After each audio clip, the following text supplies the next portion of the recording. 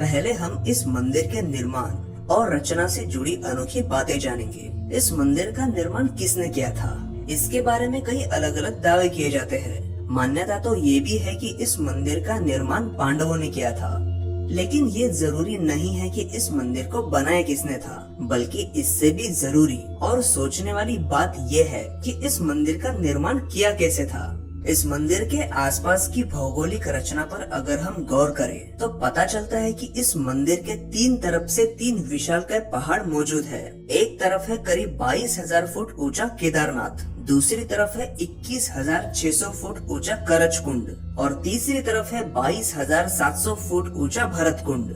साथ ही इन पहाड़ों से निकलने वाली कई नदियां भी इस मंदिर के पास से ही होकर गुजरती है।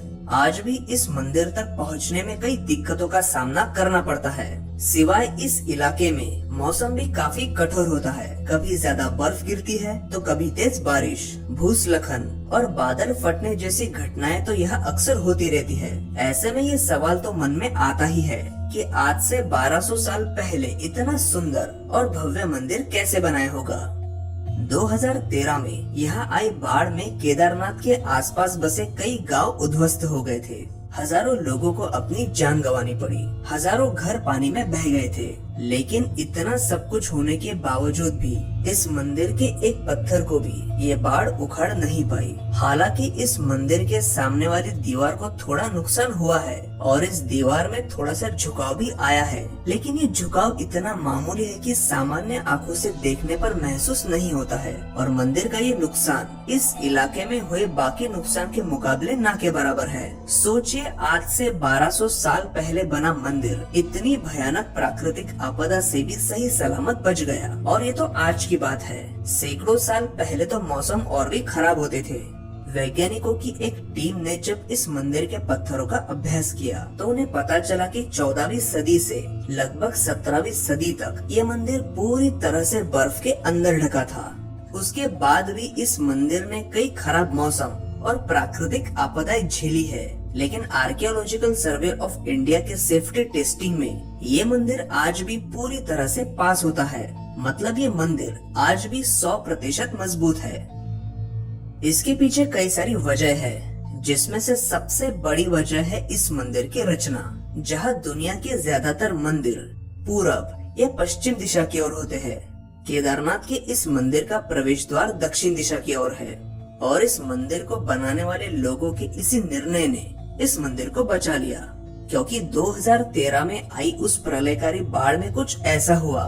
इस मंदिर के पास एक ऐसा पत्थर आ पहुंचा जिसने इस मंदिर को बचाने में मुख्य भूमिका निभाई। हुआ यूं कि जब बाढ़ का पानी मलबे के साथ इस क्षेत्र में आया तो उस पानी में एक बहुत बड़ा पत्थर बहता हुआ यहाँ आया और इस मंदिर के पास आकर रुक गया, जिससे मंदिर की दीवार पर तेजी से टकराने वाले पानी का दबाव कम हुआ और मंदिर के दोनों तरफ से पानी निकल गया। इस पत्थर का ठीक यहाँ आकर रुकना तो हैरान करने वाला था ही, लेकिन यहाँ चौंकाने वाली एक और बात ये भी है कि ये पत्थर मंदिर से टकराया नहीं, बल्कि तेज बहाव में भी मंदिर से 10 से 12 फीट की दूरी पर रुका रहा। और इस पत्थर का आकार भी ठीक उतना ही था जितना इस मंदिर के पिछले हिस्से का है। मतलब अगर मंदिर की रचना दक्षिण मुखी न होकर अगर किसी और दिशा की तरफ होती तो शायद इस मंदिर का बच पाना मुमकिन नहीं था और 2013 में आई आपदा में ये मंदिर बर्बाद हो गया होता।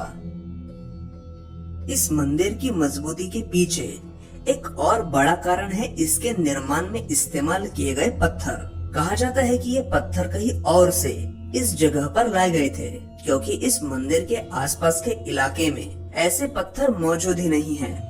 ये पत्थर खास इसीलिए है क्योंकि तापमान में होने वाले बदलाव का इन पर कोई भी असर नहीं होता।